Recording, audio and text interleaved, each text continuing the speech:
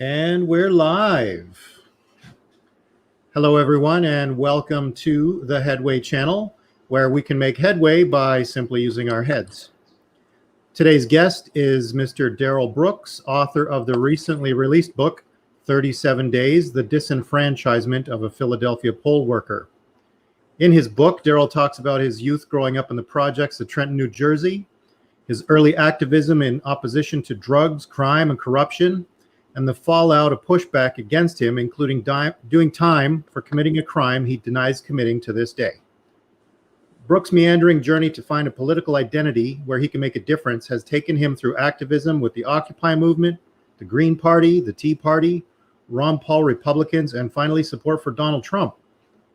Throughout his tour of duty in politics, Daryl has been a poll worker many times, but in the 2020 election in Philadelphia, he saw things that didn't look right, which led him to being thrust into the spotlight with Rudy Guiliani at the infamous Four Seasons landscaping presser.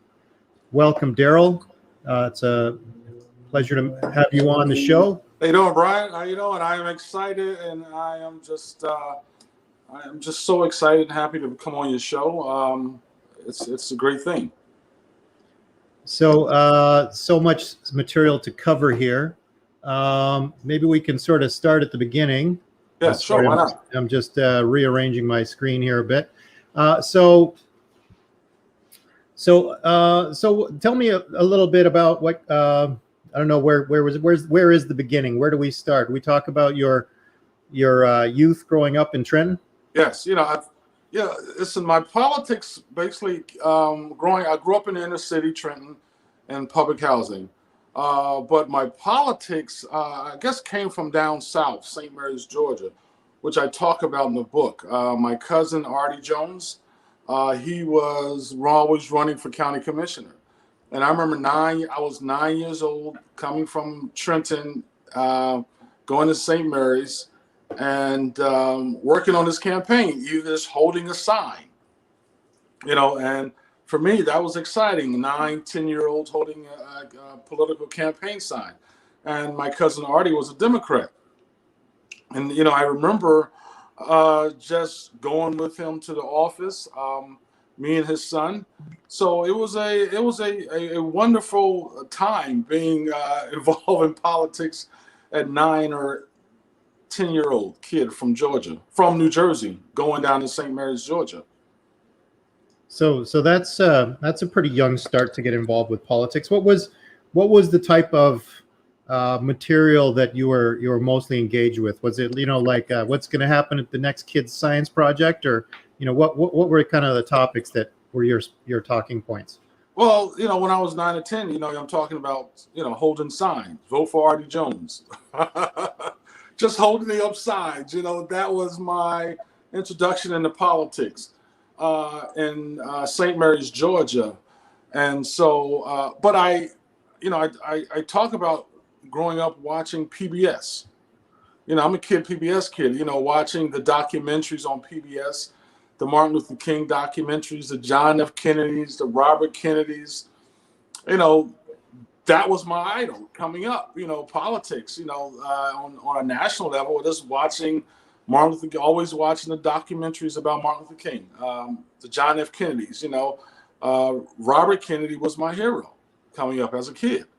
Okay, so that placed you what, 60s, 70s? 70s, yeah, 70. You're talking about 74, 75, 76 on, watching these documentaries, 77, yeah, 78.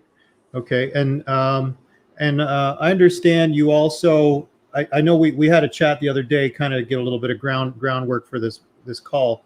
You also mentioned you had some involvement with the SCLC. When did that come in? Is that a little later, or? That's later. Okay.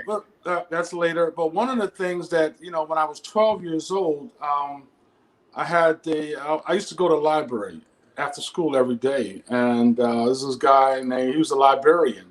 His name is Abione Demiri, the North Trenton Library. And one of the things he used to read history books to me, talk about politics. He was so proud of Pope John Paul II. And, and then he told me they were going to close down the library. And so I had to say something. I had to speak out. And so, I was 12 years old, and my mom took me, or I don't remember, somebody took me to the library, to the city council, and I spoke at city council at 12 years old. I remember that. Don't close the library. Don't close the North Trenton Library. They closed it anyway, but that was my first starting into activism or politics when I was 12 years old. Right. And so, so then how did that evolve? You said, you got involved in, activism against crime and corruption and drugs. I think, is there a particular experience that you had that led you to that? Yeah. Well, through high school, it was the crack era. And, like I said, Martin Luther King was my hero. I wanted to be involved with, fighting against corruption and drugs in the community. And so that's when I just decided to start. I was in high school. Soon as I got out of high school, got into college, became Mercer County Community College, became Black Student Union president and vice president of student government. Then I started my activism. I had to be like 19, 20 years old. And, people started asking me, I told them, well, I'm Black Student Union president, Mercer County College, I can help you. There were a lot of people asking for help. And so, as a Christian, I had to help. I had to help organize. And, one of my first rallies, I shut down a store in the city of Trenton, not far, right across from where I lived at. I shut down the whole block. And the newspaper, I think it was the Trentonian, called me a gadfly. So I had to be, 20, 21 years old.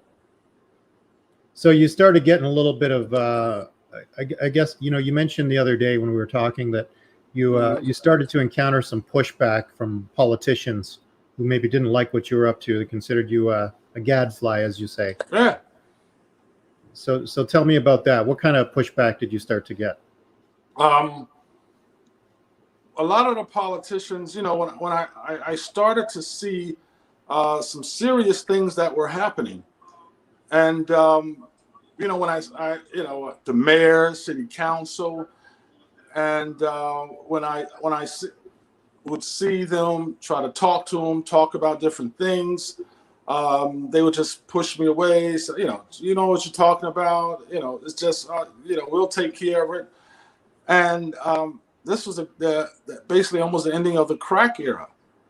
And I'm talking about 1990, 91, 92, 93. It was one of those things where I grew up thinking right and wrong. Either you're right or you're wrong. There was no gray area, black or white. And, it was those politicians, I seen them out. They're lying to me. Some politicians was using drugs. Some of the politicians was doing all types of things. And I had a serious problem with that. And I had to speak out about it. And also police corruption. So that was one of the things that I really, had to challenge as growing up. Martin Luther King did it. Martin Luther King was my hero. So I had to follow his footsteps. And so you were challenging the corruption and the crime and the drugs going on. And the black status quo, Trenton black status quo. So now you told me you had a run-in with a drug dealer at one point. What happened there? Well, some of the drug dealers where I lived at in Dally Homes, they basically didn't like me because I was speaking out about drugs. I was holding protest rallies, stop the violence rallies with Kathy McBride. And these individuals were, to me, I looked at it as purely evil. I'm trying to stop the violence, stop the drugs. And here you are, you're pushing violence. You're pushing drugs. So, I had to stand up. I had to speak out. I had to challenge.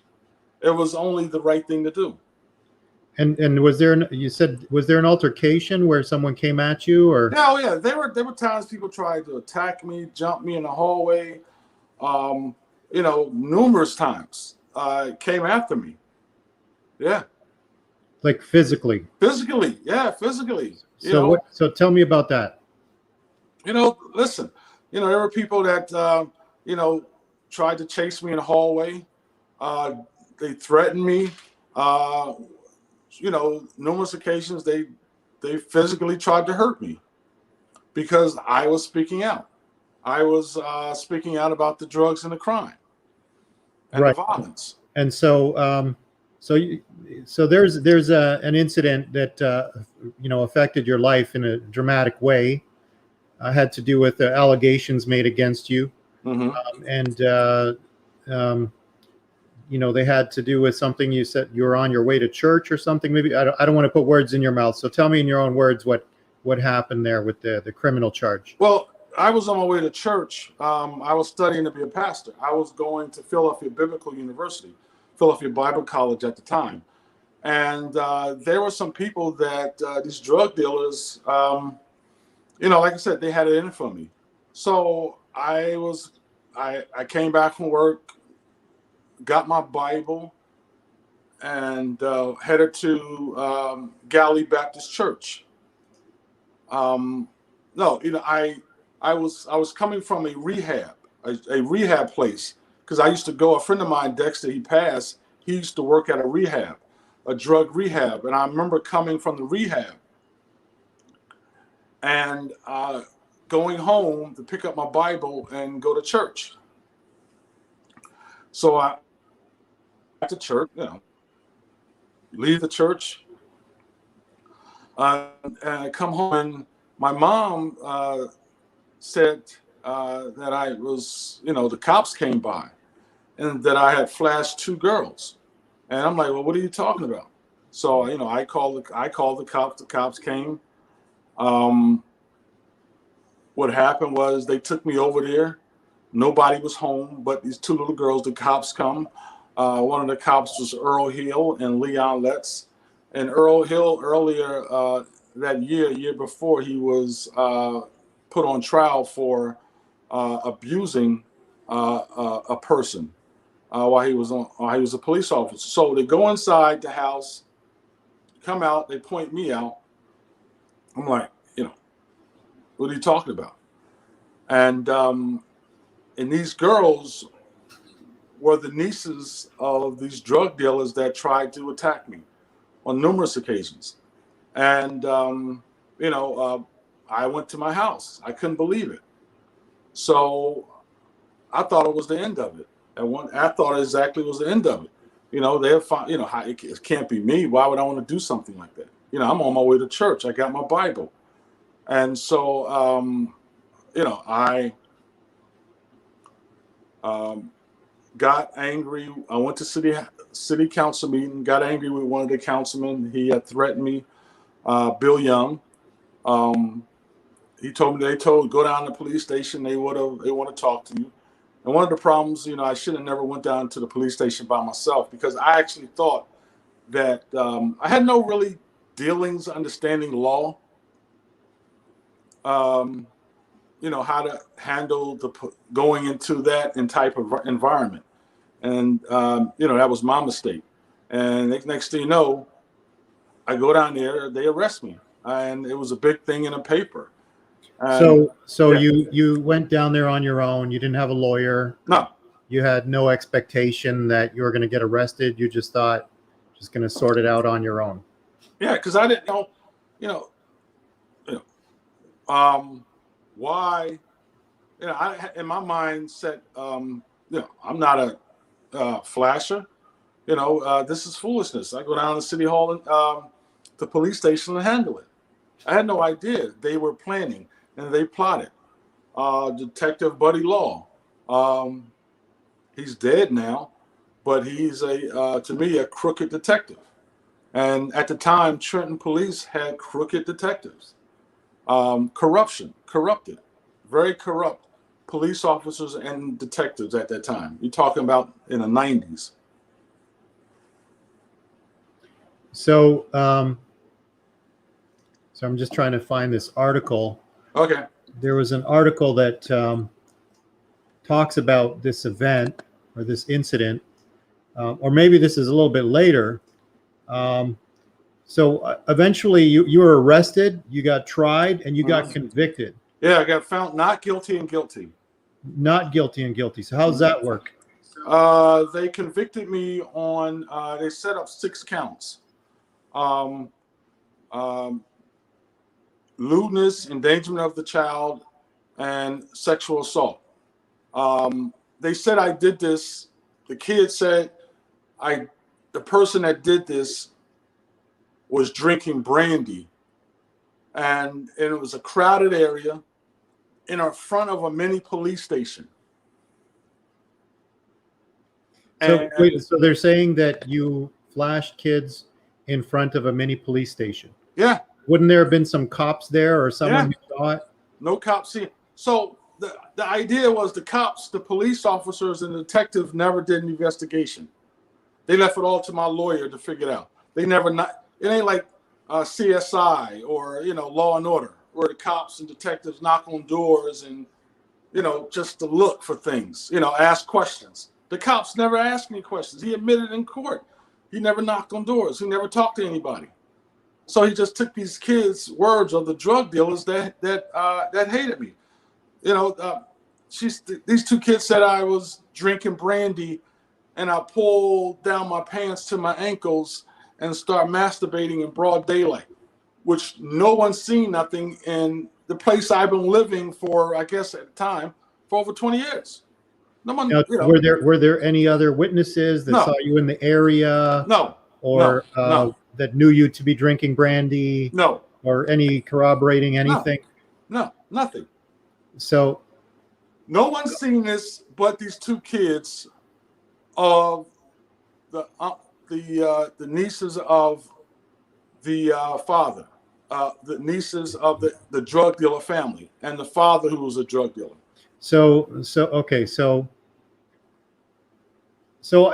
a serious charge. Of course, I can understand that people would want to take that seriously, and I don't think people would want to necessarily be in a rush to dismiss the testimony of children who are claiming that something like that happened. So I could see that being let's say, a difficult situation in the case where someone's innocent. Mm-hmm. So now you maintained your innocence throughout, but they ended up convicting you on some of the charges, I guess. So a person who would do something like this would be out of his mind. Understand this. I had 2 children at the time, never convicted, did any type of crimes, nothing like this, nothing, no charge, nothing ever. So I'm just going to decide, well, I'm headed to church, drop my pants and start jerking off in broad daylight. I'm 23, 24 at the time, 2 children, dating someone, a beautiful woman, and I'm going to do something like this where I live at. I wouldn't do it at all, but, it was like 100, like basically 50 yards from my apartment complex in the middle of the street between 5 and 6. Sure, somebody would have seen something. Listen, I understand. I have empathy for a lot of individuals that go to jail for crimes they didn't do because, I went through that. I didn't have probably that much empathy before, but I do now. And, when it comes to jury, in the book, I talk about the alternate juror. It was all white jury and 1 black female, and the 1 black male, they put him as an alternate juror. And the black male alternate juror, he came to my mother's house and said I was innocent. And he came to me to visit me in prison. Listen, these jury systems are wrong. These people don't know me. They know anything about me. All they just see as a man from the inner city. At the time, I was, before that, 2-time Black Student Union president, vice president, student government, an activist thinking about running for state assembly. Listen, why would I want to destroy it all? I had 2 beautiful children.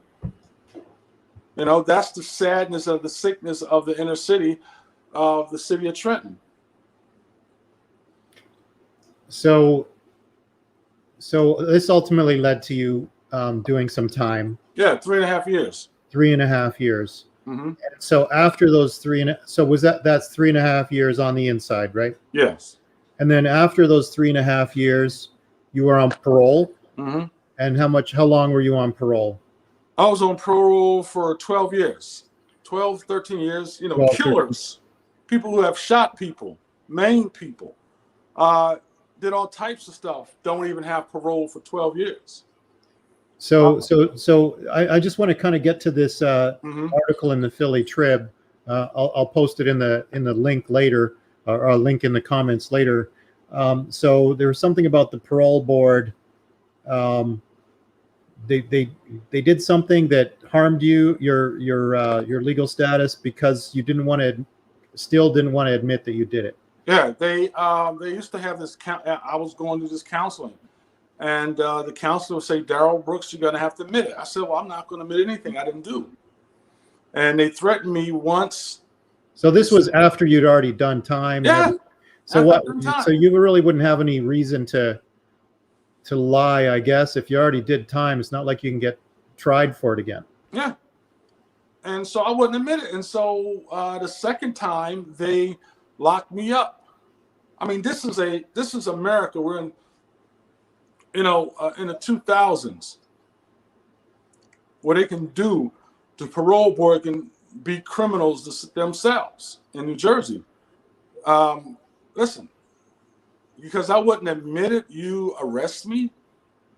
So you got arrested. I get arrested again for not admitting something that you didn't admit in the first place. Mm-hmm. Were convicted for, mm-hmm. served time for, and we're now out on parole for. Yeah. And they arrested you again for not admitting it. Yeah. Yeah. Okay. That sounds a little strange to me. I mean, but I think that it's the court system. It's the whole New Jersey court system, the parole system. These people are, Gestapo. You're not dealing with people that have love in their heart for all mankind. They're there to do what they have to do to get you to submit and admit. And listen, like I said, I would never admit to something that I did not do. And they tried their best to force me. And a lot of it was because I was running for Congress, I was running for United States Senate, and a lot of people didn't like that. A lot of the parole board didn't like that. Parole people didn't like that. They didn't like the fact that I was running for, Congress and United States Senate. I was becoming a bigger activist. So they did whatever they could to try to take me down.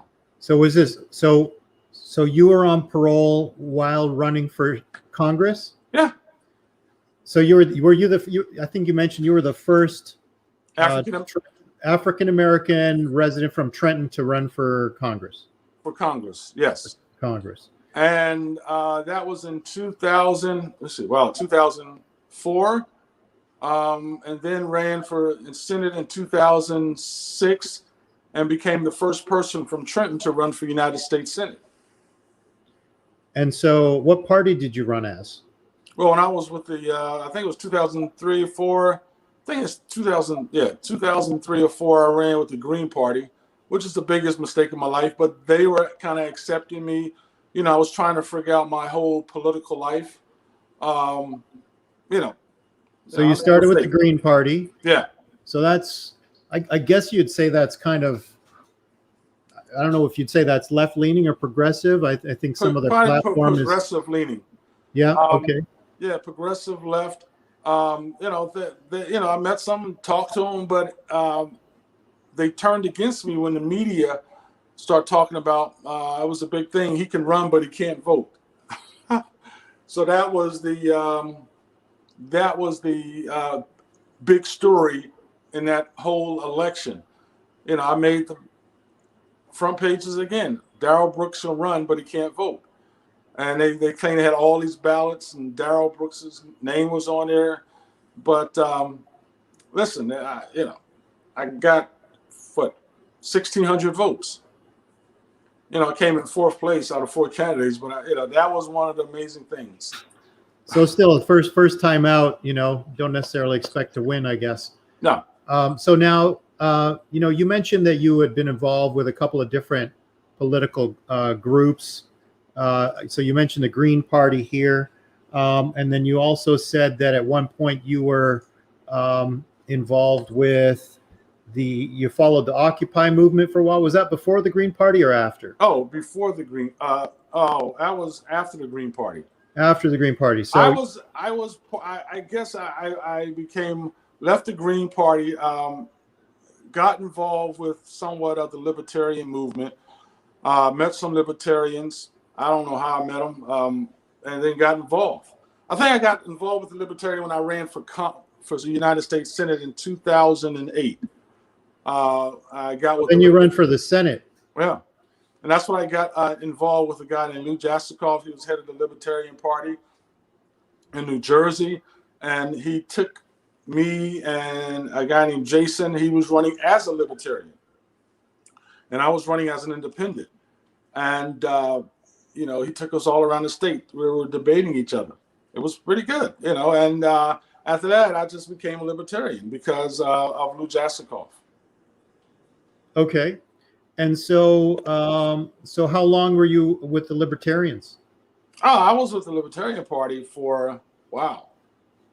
I guess probably through 2010, 12, Trump, I guess around 2000, right before the election, basically right after the election. I was still somewhat libertarian. As a Tea Party member, I was a libertarian because there was a lot of libertarians in the Tea Party movement. And so, to about 2000. You said that you said the other day that you said the libertarians they had your back when it came to these parole allegations and stuff. Tea Party members had my back. Yeah. The Tea Party. Oh yes. Even when I got charged again, the Tea Party, they called the parole board, and parole people said they was going to have a protest. And I remember they shut down. They got so nervous. The parole board, they had this counseling, and they shut down the counseling session because they thought that all these Tea Party members, these white Tea Party members, was going to come to the counseling and have a protest, and they were afraid. And because I seen the fear that they had, and because of the Tea Party movement, I was such a member, a leader of the Tea Party movement in New Jersey. I really said, these are my type of people. Sitting down with dinner, inviting me over to the house, having a conversation about politics, social issues. Listen, that was one of my best educations, political education. So. Yeah. So you mentioned also that you kind of eventually were supporting the Ron Paul Republicans. Yeah, Ron Paul Republicans. Yeah, Ron Paul. Met Ron. I was a bodyguard for Ron Paul when he came to Trenton, New Jersey, and which was exciting, And then I met Ron Paul again at the CPAC. I think it was 2010. CPAC with, I think Glenn Beck was the main speaker. I can't think of it. It was 2010. And I think that was the year they booed Dick Cheney. I'm not sure. But I know it was 2010. Okay. So you take a few runs for office. You run for the Congress. You run for the Senate. You've been involved with a couple different political parties. Along the way, obviously, you're shaking a lot of hands, dealing with a lot of people, different ideas, different platforms. Do you do any poll watching or any poll work? Well, I did a lot of the poll work when I was supporting Trenton, some Trenton politicians who were running for council, city council, mayor. And so that's what kind of the poll working got started. And so how many polls would you say you've been at? Oh, 8, 9, 10. Using poll watching the numbers in for myself here at running for Congress and Senate, going into the county office, watching them count the ballots. I was 9 or 10. Mm-hmm. Right. Okay. So when a normal poll watching happens, there's a certain thing you see as you get to take a look, you get to get up close. So what normally happens when you get up close to? Well, you get the poll. When you get up close, you get to see them open the ballots. You get to be there. You can't say anything to them. No disturbing. Just watching. It's all about watching, making sure. And if you've seen anything that you would have to call their superiors to question certain things, you can question, but you can't touch, you can't talk. Just look at it, go to the official and question these ballots. And so I was always a part of that. And, and that was a normal process. Okay. So you were no stranger to that. That said, you were also kind of involved with a bunch of different parties. Mm-hmm. So you've seen it from not just one side, but multiple sides. Mm-hmm. So 2016 rolls around.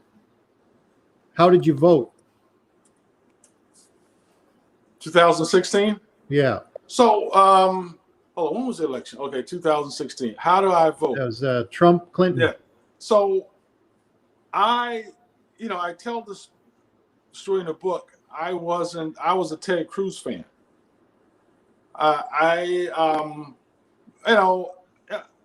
like Trump, but it was kind of one of those scary things. So who's this guy? We all know who Trump was, but the things he was saying, is he really gonna, it's just one of those things, the unknown. That was what the unknown. So you didn't think Trump was a racist or? No, I never thought he was a racist because he's hanging out with Mike Tyson, Mike Tyson, Al Sharpton. He's hanging out with all these, Herschel Walker. He's taking pictures, hanging out with rappers. All the rappers wanted to, have Donald Trump in their videos and he's in his songs. I want Trump money. Trump was entertainment. For a lot of Oprah Winfrey had Donald Trump on the show, I believe. So, there's all these pictures and, now he's running as a Republican. Now they want to call the guy racist. He can't be president. And, and it was surprising. I didn't support. So did that strike a personal chord with you, given what you'd been through? Well, after the election, like I said, so you weren't really throwing all behind him, but you thought he had a chance. I thought he had a chance. You wanted Cruz to win, and Cruz didn't win. Trump wins. So everybody supported Donald Trump. So I wasn't doing a lot of the national things. A friend of mine, Lou Jasikoff, was running for state assembly in Scranton. So I went to go help him out. And I'm watching, and I'm sitting back, and it's like 1 o'clock at night. I wake up and I saw, I saw the election, and says Donald Trump is like the president of the United States. I started laughing. I could not stop laughing. I remember that I'm sitting I'm laying on the sofa, and it says Donald Trump is president-elect. I bust out laughing. It was like, and he had this look on his face, like, oh my God, what did I get myself into? I looked at that look he had on his face, and and I was like, well, good for those Democrats. Now see what you have. You really thought that you was going to win the election. You really thought that you had it. You listened to all your polls. Your polls said Hillary's going to win all these different states: Pennsylvania, Florida, Michigan, Wisconsin, and all these different states. Donald Trump was going to get his behind kicked, and he turns out to be president-elect. And then after the people start really attacking him, it just didn't make sense to me. The media attack.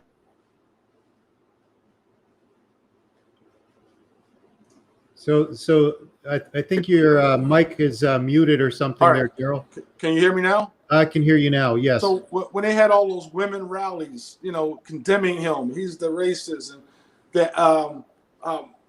the comedian had that head of Donald Trump and bloody. And I'm like, what kind of city, what kind of country is this? What are these Democrats? What kind of Democrats are these?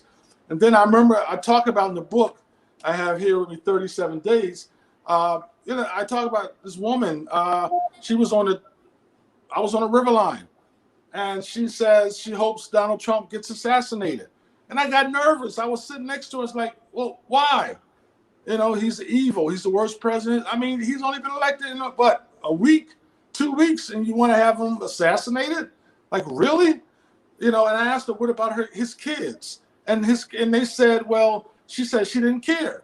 So I'm like, what type of person am I dealing with? I don't know if she was an Italian girl, Irish girl, but and it just blew my mind. It blew my mind that you want to see the president of the United States dead because you don't like him, because you hate him, because he beat Hillary Clinton. And the media attacked him, CNN, MSNBC, and so a friend of mine says, Daryl, we're having a rally. I want you as a speaker. And that's the video that you see me on is on a truck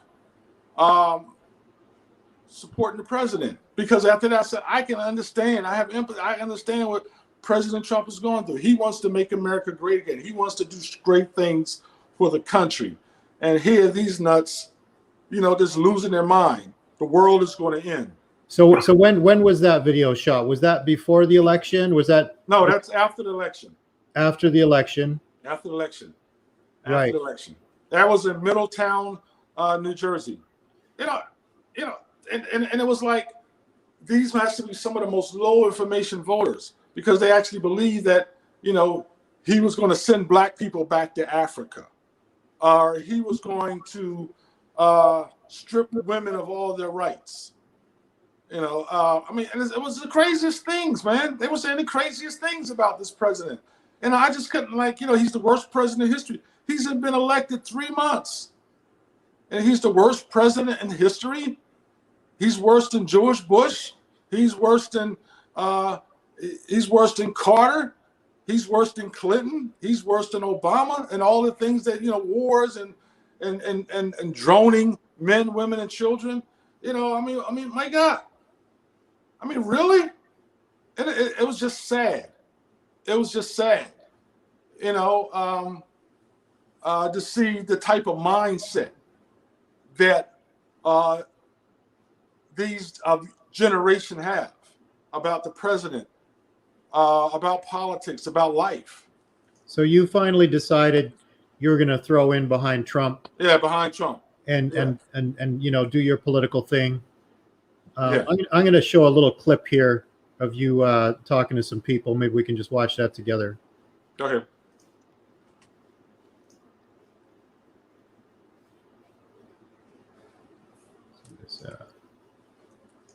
Red Bank, we're gonna drive, protest, we're gonna go to Red Bank, and we're gonna show what America is really like. It's about our future of this country. It's about the younger generation, the future of the younger generation that's going to have to deal with the foolishness that we're seeing right here in America. Fake news. Fake what? I can't hear you. All right. Now we want to say this is a great rally, and we're going to be protesting, organizing continuously through the whole year to support our President of the United States of America. So that's you in Trenton? No, that's not Trenton. That's Middletown, New Jersey. Middletown, okay. So, those things, that rally energized me. It's if you're a speaker, you're activist, when you see all these people holding up the American flag, the Gaskin flag, they're supporting their president of the United States. You know, you had a young girl whose birthday it was. She got on stage and said, I was so happy to support the president of the United States. And there was another guy who voted for the first time. These people, these young kids were voting for the first time, 18 years old, 19, and excited to be a part of a rally and being supporting the president of the United States. Man, it was exciting. It was powerful. So this was after the election, after the 2016 election? Yeah. Yeah. Okay. So let's fast forward a bit now. We're into 2020. I guess you moved to Philly at some point? Yeah. I got tired of New Jersey, and when you get 50 years old, you want to do something exciting. So, and so all this time fighting for New Jersey, and you decide you're gonna I gotta go. I need to pack up your bags and find something new. Yeah, I mean, I just needed to. Philly and Jersey and Pennsylvania is like right over the bridge from each other. So I really needed to get away, just to be by myself, apartment, city of brotherly love. I thought it was. Did you find how were things different there? It was more exciting. I love the train system, rail system. Nice cigar lounges. It was the people were different. But I really it was 50-50. It was 50-50. I was working, making good money, and here come the coronavirus. Right. So that changed things a lot. So they started pushing for the mail-in ballots, mm-hmm. and the voting system kind of changed around a bit. There was a lot of contention around that. Mm-hmm. So come November 2020, you decide you want to be a poll watcher in Philly. Mm-hmm. And tell me what happens there. I was asked by the Republican Party, because I used to attend the meetings with the Republican in the Southwest Philadelphia, West Philly Republicans.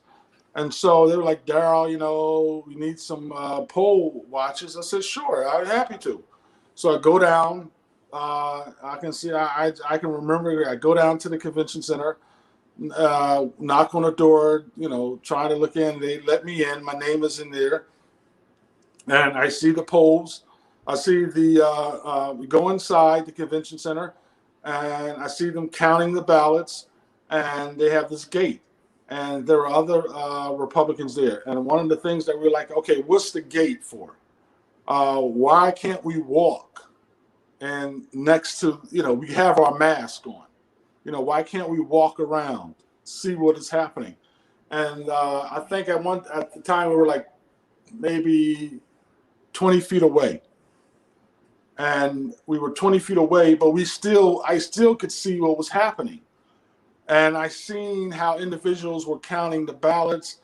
They wasn't really counting. They was just pushing it through. The more ballots they got in, they was pushing them through. They didn't ask questions. They didn't look to see if any individuals lived at these addresses. They wasn't checking addresses. And that was. So did you speak up when you saw the anomalies? Yeah, we spoke up. We talked to some of the officials at the election board, but they didn't care. And then other than that, we had Democrats harassing us, harassing me. I had binoculars, and they called security on me. I was walking around. These Democrat co-workers were following me. They were very, why are you following me? Why are you following us? So the next day, it was taken to court, and the gates are supposed to be removed. So instead of the gates were not removed, we were at least 5 feet closer. So as we were 5 feet closer at the convention center, they moved their operations back about 200 feet away from us. So then we could not see anything. We saw people at the table, but we didn't. It was so far away that they just, hiding. They were just like they were hiding something, seriously hiding something. So in your years as a, I've never seen nothing in like the 8 to 10 times you say you've been, to the polls. I Did never you ever seen see nothing like it. anything even similar to that? Nothing. Like nothing. I never, where did this gate come from? Why did they have a gate? They're hiding. And what is it they were hiding? There were people bringing in ballots, man. There were people. We saw these people bringing in ballots. We saw city officials. They had big bags with them, bringing in ballots. And there were people coming from the back doors all the way back, bringing in ballots. They were, at the press conference, I think it was Corey Lewandowski said that Will Smith's father voted. Will Smith's father had been dead for what, 10 years now. So you spoke to Corey Lewandowski? Oh yeah. So when Corey Lewandowski came in, he said, I talked to him, I said, Corey, listen, something is wrong with this. This is a serious problem. And there were other people from the Republican Party who was pissed off too, because they was with me. And I said, you need to have a rally, you need to have a protest, you need to do something. We need to do something. And so that's when he made some phone calls. And then on that Saturday, we had the press conference. My uncles used in St. Mary's, Georgia, used to say this: if you find a turtle on a fence post, it just didn't get there by accident. Someone had to put it there. This was no accident. This was intentionally to take out the president of the United States. This was intentionally. So Corey invites you to go to a presser with Rudy Giuliani. Mm-hmm. And I didn't know Rudy Giuliani was going to be there. We were in the car. He says, Daryl, Rudy Giuliani is coming. I was like, oh, okay. Like, wow, that'd be nice. And, watching the whole press conference, how they put together a press conference. I was excited. At the Four Seasons landscaping. Yeah, I mean, I didn't look at it as a landscape. I looked at it as they put together a press conference in a building outside the yard. I didn't care about. That wasn't even on my mind.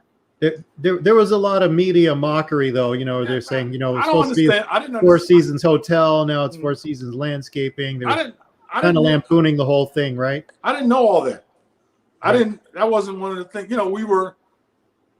They drove us in, picked us up, drove us into the landscaping, and I just that was a normal thing. I thought they're having a press conference there, and so I'm excited, and then I see, Giuliani comes in, he sits down next to me, and I'm looking at him, and I'm in my mind, I'm like, oh man, this is the mayor. This is the mayor. This is the guy on CNN. And I think he was Trump's lawyer at the time, right? Yeah, but he is, America's mayor. He's the guy I've never met, but I've seen him on television, and I admired him a lot. And so I'm inside. I'm just excited. And he's sitting. You're getting a little bit starstruck, I guess, maybe. Yeah. Oh yeah. This is you're getting thrust into the spotlight now, right? Yeah, and I saw. So you go up there, and Rudy's kind of talking about. There's another in the book I talk about how Corey Lewandowski and Giuliani go into the other room, and I'm sitting back like this. And I hear a voice, and the voice is Donald Trump, President Trump. Voice, like in headphones or something? No, he was on speaker. Okay, like on a phone or something. Yeah, on a phone, and he was going and telling Giuliani, Corey Lewandowski, you can hear his voice. He was upset, he was angry, and. As I go on to talk about in the book, then some young lady comes out and say, well, they have called the election. CBS and MS and CNN and Giuliani turns around and says, hold on, they don't pick elections, the people pick the elections. You know, and that was what we all looked at Giuliani. That was that moment like, wow, you know, and so I'm getting nervous also. I go outside and I go out the room and look through the window. I see 150 press corps people or more. So I'm getting this funny feeling inside. And I tell the story. I get up and keep going to the bathroom. I'm on the phone with a buddy of mine and Lou Jasikoff and another buddy of mine, Nate Jones, in DC. And, you know, and I get nervous. I get really nervous. This is something I kind of always wanted to be involved in. But at that moment, when you see all these press corps people, you see all the heavyweights, you know, you get a little nervous. And I was nervous. I was very nervous. I've been involved in press conferences before, spoke at press conferences before, but this was I was very nervous because I knew this was national and international news. So I cut up a little clip of that presser. It's a couple clips from it's the same thing as just two different angles from Breitbart and Associated Press Archive. Let's give that a little watch there. The first part is a little bit of Rudy's intro, and then your part where you come in. So let's check that out.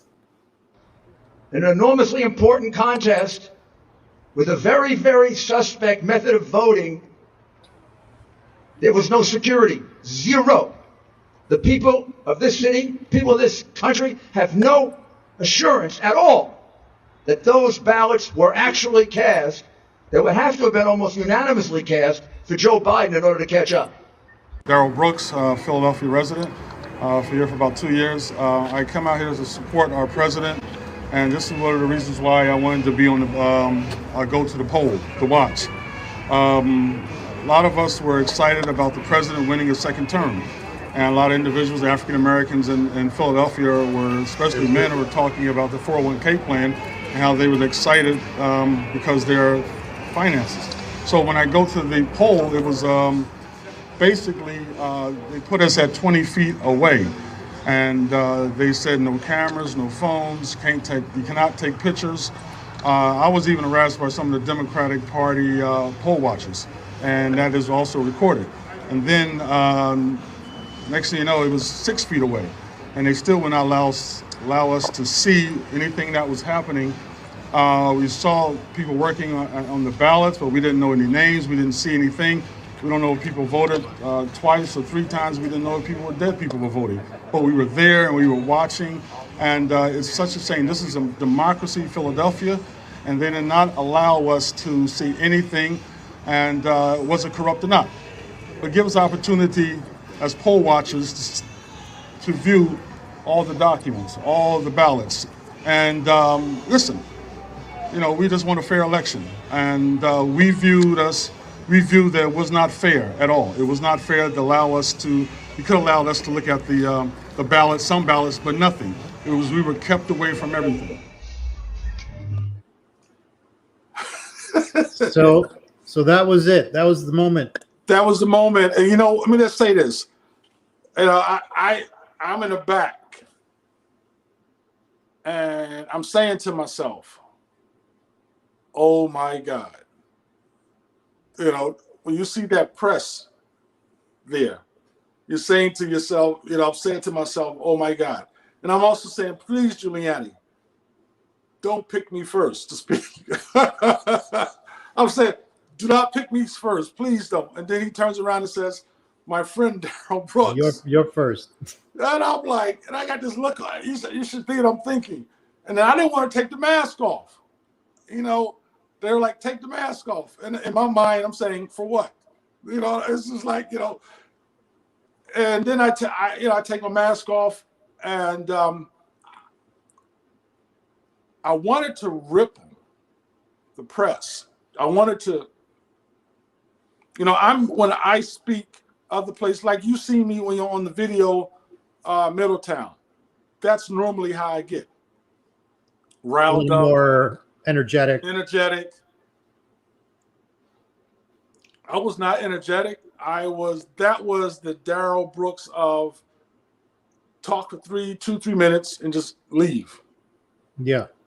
Well, it's a different situation. Yeah, so I just want to maybe just mention something here. So in our conversation here, I've really just been trying to get information about you, a little bit about your story, a little about your history. There's some stuff about a crime you were accused of and convicted of that you deny. I'm not trying to opine on that either way. I'm not trying to spam anybody. I'm not trying to deceive anybody. I'm not trying to engage in deceptive practices. That video clip that you and I just watched together, I posted that on the Headway channel yesterday in preparation of this so that I could have it as just documentation of that incident. I didn't put a comment. I didn't put a description. I didn't make any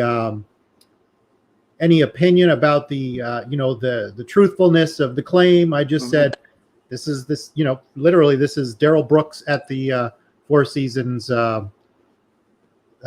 landscaping. That's the title, nothing else.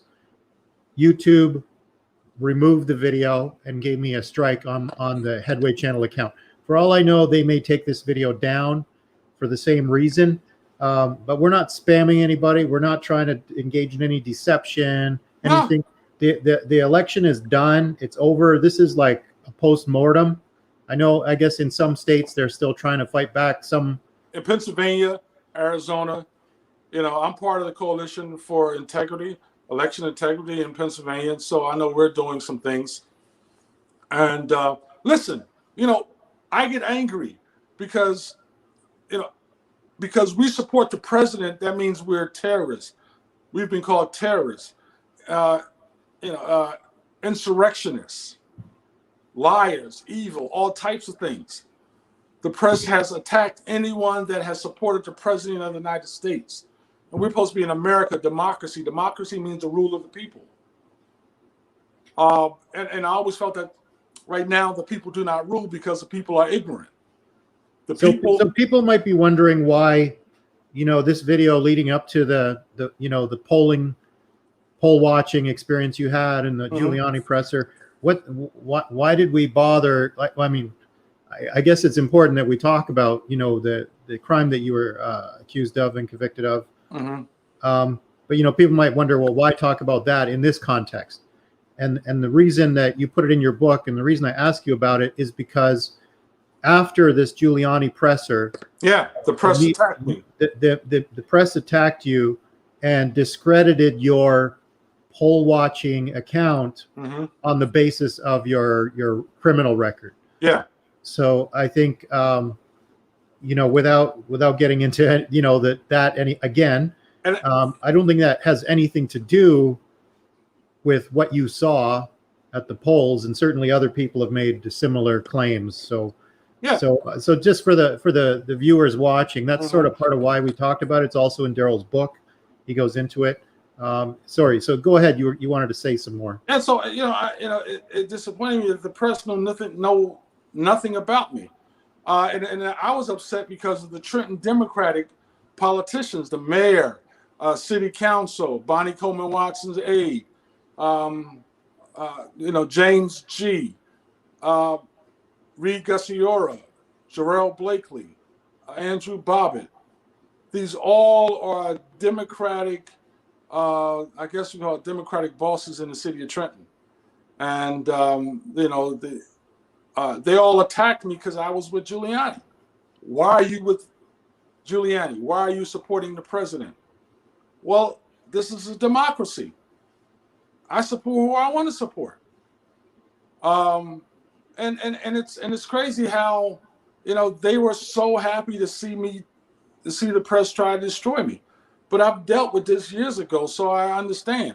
I can deal with things a lot better now. And the press is crooked. We're dealing with it. We're dealing with a crooked press, a evil press, a press that wants to take down anything that this president has done. And if you support the president, you're an extremist. you're insurrectionists. You know, you want to start a revolution. And as you can say, in January 6th, I was there. I didn't go to the Capitol building, but I seen it from farther away because I was at President Trump's speech. And but I even was attacked by the media for being at President Trump's rally in January 6th. I spoke at the second rally after that the media attacked me, and the people was excited. You know, I had to speak to at least, I don't know, 200,000 people at the rally. They all stood up and they were talking about the poll worker. One guy, Doc Drake, invited me on, and I spoke, and they were all shaking my hand, calling me a national hero. We support you. We stand with you because you exposed what was happening at the Philadelphia Convention Center. So, you know, you have to speak the truth. You know, Martin Luther King said this. You know, he said, when you're speaking truth, you're going to be evil spoken of. You're going to be called bad names. You're going to lose your job. People are going to try to do everything to destroy you. But in the words of Martin Luther King says, the arc of the moral universe is long, but it bends towards justice. True forever on the scaffold, wrong forever on the throne. Yet that scaffold sways the future, and behind the dim unknown stands God within the shadows, keeping watch above his own. God is always in the shadow. He watches me. He protects me. You know, as long as I continuously to do the right thing, I will be okay. A lot of us will be okay. But we have to always continually do the right thing and speak truth. It's truth to power. You know, it's sad, the state of America right now. It is so sad. So do you think Trump's going to run again? I hope so. What about Sleepy Joe? What? No, just Sleepy Joe. No, I was going to say Beijing Joe. Which one? No, why am I forgetting his name now? The Florida guy. DeSantis. Yeah, DeSantis. What do you think? What do you think about DeSantis? Oh, I think he's doing a wonderful job. He's talking about prayer back in school. Listen, you know, people are moving to Florida. What about a double ticket? The double ticket, I would support that. Yeah, President Trump as president, DeSantis as the vice president. That's a power move. That's a power move. What do you think the odds are of that winning, though, in the way things are going now? Well, do you think they would stand a chance? Yes, or do you think that people have had enough of Trump? No. People. I mean, listen, he's having these rallies all across the country, and people out there supporting him. Understand this: President Trump got more votes as an incumbent president in the election than any president in history. I think it's close to 75 million people voted for the president. And listen, it was a record-breaking election. Record-breaking election. Turnout, yeah. Yeah. So I think what is going to happen is usually the left will shoot themselves in the foot, like they do always. They'll go too far. They'll push. And that's that progressive left. You know, and they'll do things that they believe that they're doing the right thing for the people. And so that's how the politics is. You know, you have politicians, they try to do what's politically right instead of doing what's morally right for the people. So they do what's politically right, and they're pushing their political agenda, and people are not going to accept it. And this is Joe economy. This is Joe America right now.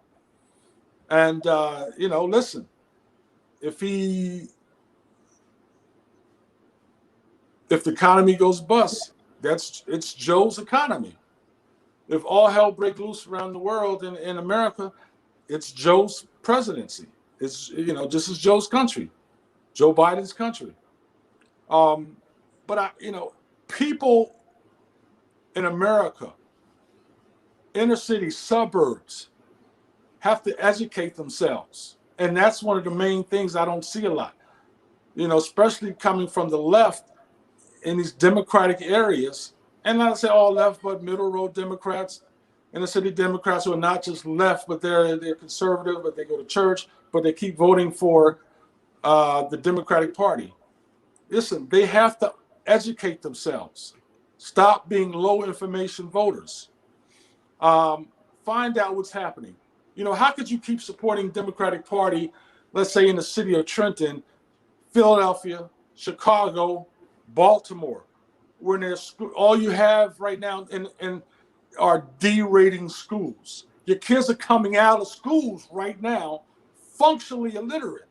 So they have no opportunity to do any great things. You know, you see, I mean, you have kids, inner city kids, and suburban kids, inner city suburban kids too, in these areas, black and white, Spanish, whatever, coming out functionally illiterate.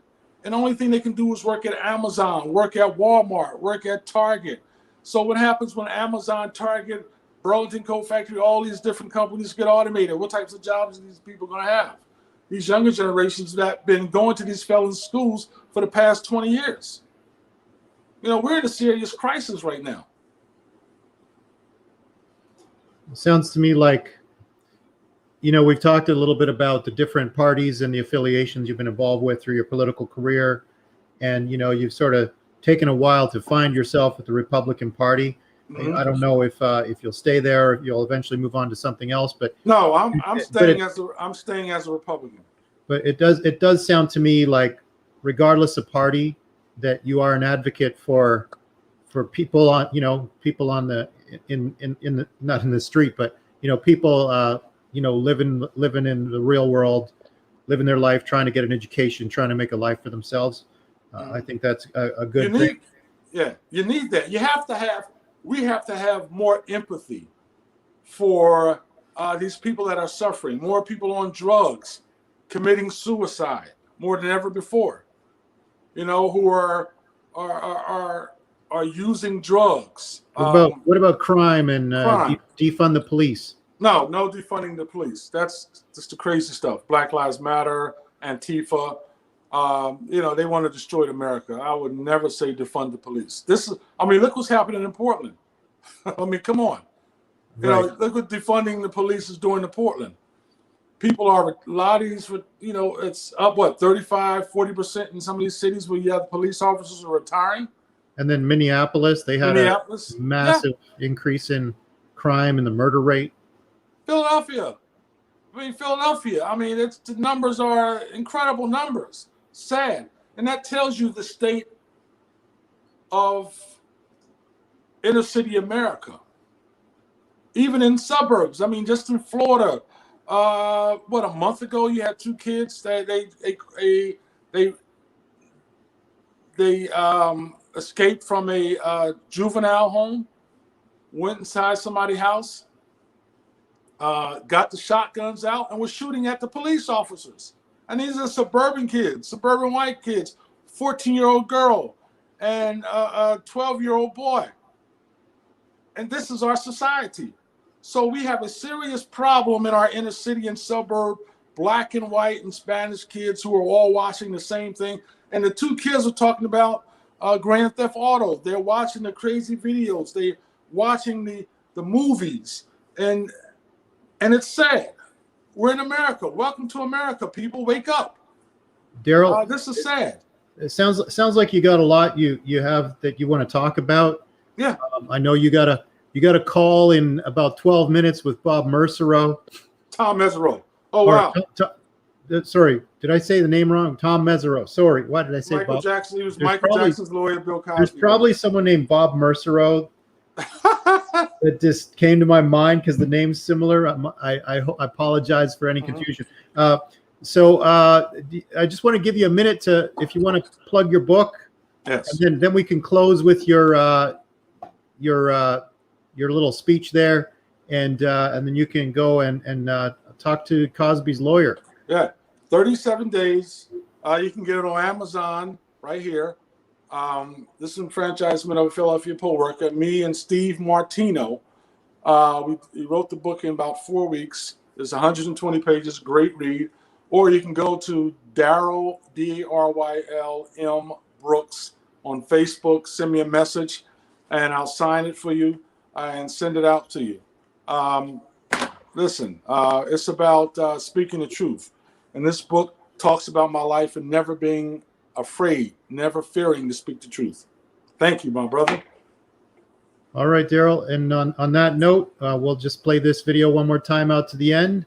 And thanks for coming out. Okay.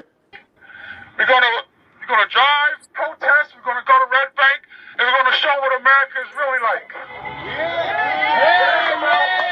It is about our future of this country. It's about the younger generation, the future of the younger generation that's gonna have to deal with the foolishness that we're seeing right here in America. Fake news. Fake what? I can't hear you. Right. Now we want to say this is a great rally, and we're going to be protesting, organizing, continuously throughout here to support our President of the United States of America.